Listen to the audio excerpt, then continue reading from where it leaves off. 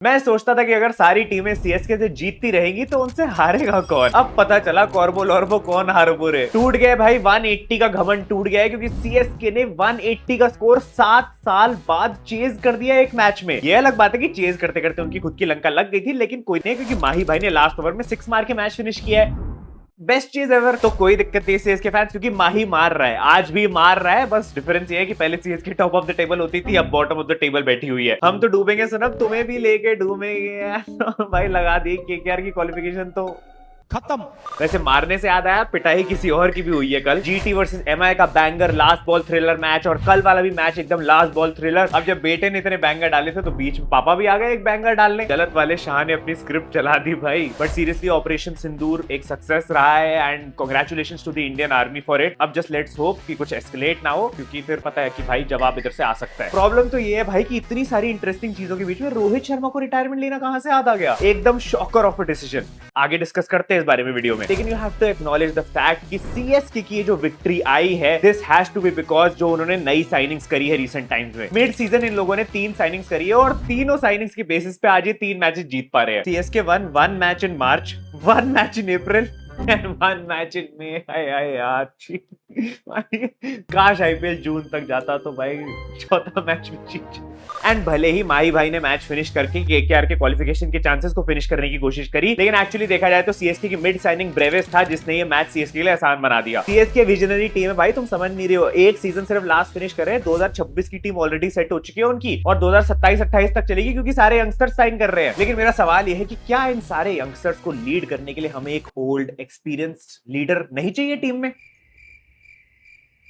तो ऋतुराज भाई कर पाए, मतलब थाला नेक्स्ट ईयर भी डन है, मतलब मान के चल लेते हैं। Ayush Mhatre, Noor Ahmad, Shaikh Rasheed, Brevis, Anshul Kamboj and even Matheesha Pathirana, वो वाइड ना डाल रहा हो, काफी यंग और स्किलफुल प्लेयर्स हैं जो आगे के सीजन में शाइन ही करने वाले हैं। The art 644 664 the artist David भाई, ये बंदा एक तो आके जो बैठता है ना बैट लगा के, उसके बाद हमेशा भाई साउंड मीटर दिखाते हैं। ये इतनी साउंड कैसे क्रिएट कर रहे हैं? सीजन पहला खेल रहा है सीएसके के लिए, क्राउड क्रेजी है इस समय भाई सीएसके का ब्रेविस के लिए, और मतलब एज इफ की भाई सालों से इनके लिए खेल रहा है। देखो डेविड ब्रेविस तो भाई has to be one of the best signings. Baby AB के नाम से आया था, वही काम कर रहा है। फील्डिंग भी एकदम ऐसी करता है, एक तो इसके पास सारी कैचेस ऐसे कैसे आती है, जो सबसे दुनिया की सबसे डिफिकल्ट कैचेस इसके पे आ रही हो, और वो सारी पकड़ लेता है। ऊपर से इस मैच में 21 बॉल 50, वो छोड़ो, वैभव अरोड़ा को 6 बॉल में 6 बाउंड्री, 30 रन पेल दिए। उमर भर गालिब यही भूल करता रहा, इम्पैक्ट प्लेयर पोजीशन में था और रिप्लेसमेंट साइन करता रहा। Good contribution by Vaibhav Arora today for CSK. तुम बहुत मस्त काम करते हैं मकसूद भाई। जैसे वहां एबी डिविलियर्स को आरसीबी की बैटिंग अकेले संभालनी पड़ती थी, अब बेबी एबी सीएसके की संभाल रहा है। आज दोनों ओपनर सीएसके की 0 पे आउट हो गए थे। लास्ट ऐसा 2008 में हुआ था। उसके बाद सोचो भाई थाला क्या फूक रहे हैं कि अश्विन को भेज रहे नंबर 4 पे, और जड्डू तो आ ही रहा है। लिटरली सीएसके 5 विकेट डाउन थी, just 1 wicket down from bottling the chase, और वहां पे ब्रेविस आके ऐसी इनिंग्स खेल जाता है भाई जहां से पूरा मैच आसान हो गया। जो टीम बेचारी पावर प्ले में 30 रन नहीं बना पा रही थी, उनको एक ओवर में 30 रन बनाने वाला प्लेयर मिल गया है यहाँ पे। तभी तो दुबे और थाला आराम से एकदम 100 के स्ट्राइक रेट से मैच फिनिश कर रहे थे लास्ट में। उर्विल पटेल इन सैयद मुश्ताक अली ट्रॉफी, उसके स्टैट्स है 6 मैचेस 6 इनिंग्स 315 रन 78 के एवरेज, 229 का स्ट्राइक रेट, 2 सेंचुरीज है भाई, और 28 और 36 बॉल में सेंचुरीज है। ये क्या कुक करके ले आए भाई, किसको ले आए अपने मिडिल ऑर्डर में? उर्विल पटेल भाई what a dream debut for him भाई। 31 रन 11 बॉलों में, सोचो बंदे ने आते ही सिर्फ 11 बॉलों में 30 रन जड़ दिए। इतने में तो वह वाइब्रेटिंग त्रिपाठी आके 3 ठुमके और 1 रन बनाता था।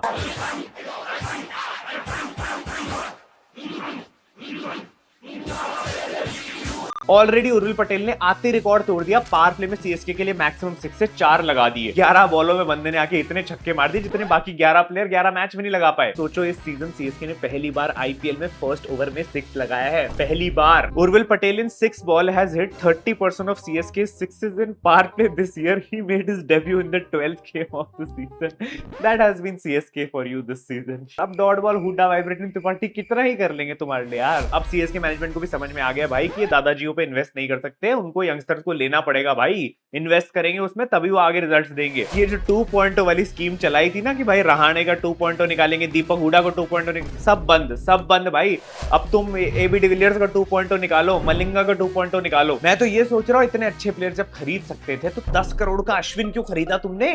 इतने में तो यंगस्टर्स की पूरी 11 की 11 टीम खड़ी हो जाती। नूर अहमद को देखो तुम भाई, उसने इस मैच में भी 4 विकेट्स लिए। बंदे ने क्या परफॉर्मेंस दी है इस सीजन। 12 मैच में 20 विकेट्स ले चुका है, जबकि टीम लास्ट पे बैठी हुई है पॉइंट्स टेबल में। इसका मतलब यही हुआ ना कि बाकी टीम से कोई विकेट ही नहीं ले रहा है भाई, ये अकेला लिए जा रहा है। एंड सबसे इंपॉर्टेंट तो आज के मैच में रसल की विकेट थी, बिकॉज वो धीरे धीरे फॉर्म में आ रहा है एंड आज इसने उसको भी निपटा दिया और स्कोर जो था वो 200 से नीचे रह गया। वैसे आज का मैच थाला फैंस के लिए भी परफेक्ट था, बिकॉज सीएसके तो चलो जीत ही गई, थाला ने 6 भी लगा दिया, फिनिश नहीं कर पाए। अंशुल कंबोज के कमेंट सेक्शन में गालियां मत देने चले जाना थाला फैंस। लेकिन मेरे हिसाब से भाई कीपिंग भी अच्छी थी, एक कैच भी पकड़ी, स्टंपिंग कर दी और थाला ने हिस्ट्री भी क्रिएट कर ली इस मैच में। 100 नॉट आउट्स कंप्लीट कर लिए, तो मतलब गुड डे फॉर थाला fans. This is MS Dhoni at his lowest. थाला isn't just followed, he is worshipped. Imagine भाई, तुम्हारी टीम बाहर हो चुकी है कप की, हर मैच हार रही है, लेकिन फिर भी भाई स्टेडियम्स भर रहे हैं येलो से and people are watching him, expecting him to finish matches, hit those sixes. Crazy fan following, crazy madness.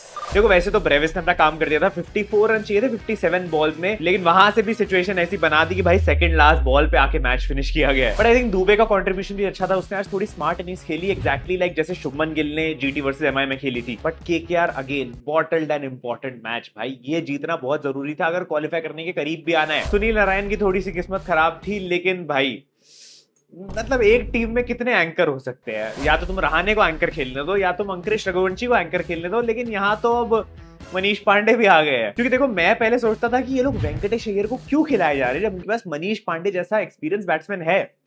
अब समझ में आया भाई क्यों खिला रहे थे। कम से कम वेंकटेश अय्यर यार खराब खेल के जल्दी आउट तो हो जाता था, मनीष पांडे तो टिका रहता है भाई, आराम से ले जाता रहता है। फर्स्ट इनिंग्स में भी ऐसे खेल रहा है भाई जैसे सेकंड इनिंग्स में भाई 120 चेस करने हो। रोहित शर्मा ने रिटायरमेंट अनाउंस करी नहीं कि यहाँ पे आ गया बंदा टेस्ट ऑडिशन देने। बट वही चीज है, ऑनेस्टली केकेआर फैन से थोड़ा गाली खा सकता हूँ इस चीज के लिए, लेकिन मुझे ऐसा लगता है केकेआर बहुत ज्यादा इनकंसिस्टेंट रही है भाई। मतलब अगर तुम टॉप 4 टीमें उठा के देखोगे इस समय, आरसीबी, जीटी, एमआई, पंजाब, ये सारी अच्छा परफॉर्म कर रही है एंड यू नो कि भाई अगर इनको कुछ भी टोटल दे दोगे तो हो सकता है चांस हो जीतने का। केकेआर के साथ स्टिल अनप्रेडिक्टेबल है। Same with I think LSG हो चुका है कि अभी तुम्हें नहीं पता कि अभी ये लोग मैच जीत सकते हैं या नहीं जीत सकते। दैट्स व्हाई मुझसे ऑनेस्टली पूछोगे तो मुझे नहीं लगता केकेआर यहाँ से क्वालिफाई कर पाएगी, बहुत ज्यादा मुश्किल हो गया। And even though Ajinkya Rahane ने बैटिंग में कंसिस्टेंसी दिखाई है इस सीजन, बंदा बहुत ही बढ़िया रहा है, थ्रू आउट रन्स बनाता रहा है। बिल्कुल एक्सपेक्टेड नहीं था कि इतना अच्छा खेल जाएगा, बट कर दिया बंदे ने। Steal of a buy 1.5 crore में, लेकिन ट्रुथ इज कि भाई कैप्टेंसी इनकंसिस्टेंट रही है। दैट इज व्हाई टीम अभी दिक्कत में है। टॉकिंग अबाउट रोहित भाई की रिटायरमेंट,